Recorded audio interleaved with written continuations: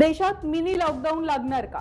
मोदींच्या एका भाषणानं संपूर्ण देशाची झोप उडाली आहे.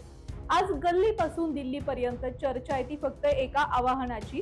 हैदराबाद मधील जनसभेमध्ये पंतप्रधान नरेंद्र मोदींनी देशवासियांना असे काही मुद्दे सांगितलेत की ज्यामुळे सगळ्यांच्याच भुवया उंचवल्या. अनेकांना प्रश्न पडलाय की काय भारत पुन्हा 2020 सारख्या परिस्थितीमध्ये जाणार आहे का? मित्रांनो, सध्या जग एका विचित्र वळणावर उभं आहे. बघा, अमेरिका आणि इराण यांच्यामधील युद्धजन्य परिस्थितीमुळे कच्च्या तेलाच्या किमती या गगनाला भिडल्या. भारत आपल्या गरजेचं 80% पेक्षा जास्त तेल आयात करतो. जेव्हा तेलाच्या किमती वाढतात तेव्हा भारताला डॉलर्समध्ये मोठी किंमत मोजावी लागते. बरं, याचा थेट परिणाम आपल्या परकीय चलन साठ्यावर होतोय. याच पार्श्वभूमीवर पंतप्रधान नरेंद्र मोदींनी हे इकॉनॉमिक वॉर्निंग देणारं भाषण केलं. मोदींनी नेमकं काय आवाहन केलंय तर पेट्रोल आणि डिझेलचा वापर शक्य तितका कमी करा. हे केवळ बचतीसाठी नाही तर देशाचं परकीय चलन वाचवण्यासाठी आवश्यक आहे, असं मोदींचं म्हणणं आहे.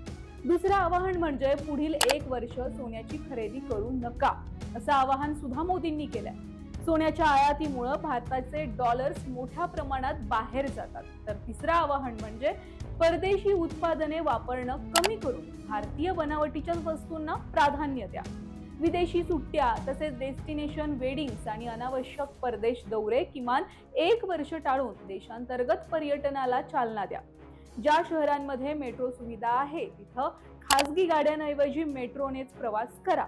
जर कारने जाणं अनिवार्य असेल तर एकट्यानं न जाता कार पुलिंग म्हणजे एकाच गाडीमधून अनेक जण जा. माल वाहतुकीसाठी रस्ते वाहतुकीऐवजी रेल्वेच्या पार्सल ट्रेन सुविधेचा नक्की वापर करा. यामुळे होईल काय तर इंधन वाचेल. जास्तीत जास्त ई वाहनांचा वापर करून पेट्रोल आणि डिझेलवरील अवलंबित्व कमी करा, असं मोदींचं म्हणणं आहे. कोरोना काळातील वर्क फ्रॉम होम संस्कृती पुन्हा सुरू करण्याचं आवाहन सुद्धा मोदींनी कंपन्यांना केलंय. शारीरिक प्रवासाचा खर्च आणि इंधन वाचवण्यासाठी ऑनलाईन कॉन्फरन्स आणि मीटिंग्सवर भर द्या, असं सुद्धा ते म्हटलेत. पुढे मोदी असंही म्हटलेत की प्रत्येक भारतीयानं हे लक्षात ठेवा की प्रत्येक थेंब पेट्रोल आणि प्रत्येक ग्रॅम सोनं हे आपल्या देशाच्या परकीय चलन साठ्यावर परिणाम करत आहे. बघा, वरवर पाहता पंतप्रधान मोदीजींचं हे आवाहन परकीय चलन वाचवण्यासाठी केलं असलं तरी सुद्धा सध्या परिस्थिती काहीतरी वेगळीच आहे. सराफ व्यापारी, कारागीर आणि सामान्य जनतेमध्ये मोदींच्या या भाषणानंतर संतापाची लाट उसळली आहे. का होतोय यांना विरोध? समजून घेऊया. पंतप्रधानांनी व्यापार तूट कमी करण्याचा विचार केला, पण त्या सोन्याच्या दागिन्यांवर ज्यांची उपजीविका चालते त्या 1 कोटींहून अधिक कामगारांचं काय होणार? गेल्या 10 वर्षांपासून पंतप्रधान सत्तेत आहेत. मग गेल्या दशकामध्ये आपण सोन्याला पर्याय ठरेल अशी कुठलीच सक्षम गुंतवणूक व्यवस्था उभी केलेली नाहीये का? जर आज 10 वर्षांनंतर देशाला सोन्याची आयात रोखण्यासाठी लोकांच्या वैयक्तिक खरेदीवर बंदी घालावी लागतीये तर हे अर्थात धोरणात्मक अपयश आहे ना.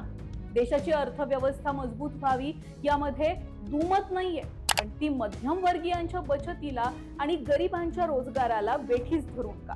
नेत्यांनी स्वतःच्या दौऱ्यातील आवाजावी खर्च कमी करून आदर्श घालून द्यावा, मगच जनतेला सल्ले द्यावेत, अशी भावना सध्या सराफ, बाजार आणि ग्रामीण भागातून उमटतीये.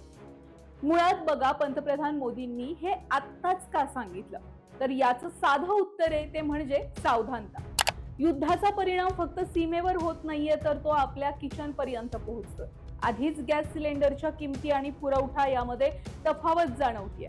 मुळात मोदीजींचं भाषण म्हणजे थोडक्यात देशवासियांना एक प्रकारची शेवटची वॉर्निंग होती की आपल्या देशामध्ये लवकरच गॅस, तेल, इंधन हे सगळं संपू शकतं. आता मंडळी, हे ऐकल्यावर लगेच टेन्शन मध्ये येऊन जाऊ नका आणि ढिगाणभर तेल आणि इंधन खरेदी करायला दुकानात लाईनी सुद्धा लावू नका. नाहीतर देशातला तेल आणि इंधन साठा जो 1 महिन्यामध्ये संपायचा असेल तो तुमच्या आतेताईपणामुळे 8 दिवसातच संपेल. त्यामुळे थोडंसं धीरानं घ्या आणि तेल, इंधन, गॅस याचा कमी वापर करा.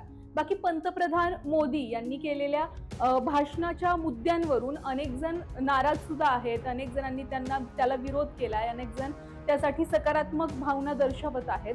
पण या सगळ्यामध्ये एक मध्यमवर्गीय म्हणून आपलीच मध्ये पिसवणूक होणार आहे. आपणच मध्ये पिसले जाणार आहोत. त्यामुळे पंतप्रधान मोदींचं भाषण असो किंवा इतरांच्या त्या बाबतीतल्या सकारात्मक भावना किंवा नकारात्मक भावना, पण आपण हे लक्षात घेतलं पाहिजे की तेल, गॅस, पेट्रोल हे सगळं थोडंसं कमी वापरण्याचा प्रयत्न आपण करूयात. बाकी सोन्याचा वापर कुणी किती करायचा, कुणी कसं विकत घ्यायचं, हा ज्याच्या त्याच्या वैयक्तिक प्रश्न आहे. थोडक्यात सांगायचं झालं तर हे एक प्रकारचं मिनी लॉकडाऊन सुद्धा असू शकतं असं राजकीय तज्ज्ञ म्हणतात. प्रत्येक थेंब पेट्रोल आणि प्रत्येक ग्रॅम सोनं वाचवणं म्हणजे देशाला आर्थिक महासत्ता बनवण्यासारखं आहे असं कोण म्हणतंय? मोदीजी म्हणतायत. ही परिस्थिती गंभीर असली तरी आपण एकत्र येऊन ही हाताळू शकतो असं सुद्धा मोदींना वाटतंय. तुम्हाला काय वाटतंय? देशात खरंच मिनी लॉकडाऊन होईल का? तुमच्या शहरामध्ये सध्या तेल, गॅस, पेट्रोल शिल्लक आहे का? नसेल तर कमेंटमध्ये सांगा, आणि असेल तर असंही सांगा की हा उगाचच आवाजावी काहीतरी आवभाव आणला जातोय किंवा तेल, पेट्रोल हे सगळं शिल्लक असूनही फक्त अफवा उठवल्या जात आहेत, हे सुद्धा कमेंटमध्ये नक्की सांगा. तुमच्या शहरामध्ये जर तेल, पेट्रोल कमी असेल तर तुमच्या शहराचं नाव सुद्धा आम्हाला कमेंट बॉक्समध्ये सांगायला विसरू नका. आणखी कोणत्या विषयावर तुम्हाला व्हिडिओ पाहायला आवडतील तर तो विषय सुद्धा आम्हाला कमेंट बॉक्समध्ये नक्की कळवा. हा व्हिडिओ आवडला असेल तर जास्तीत जास्त लोकांपर्यंत शेअर करा आणि अर्थात चॅनलला सबस्क्राईब करा.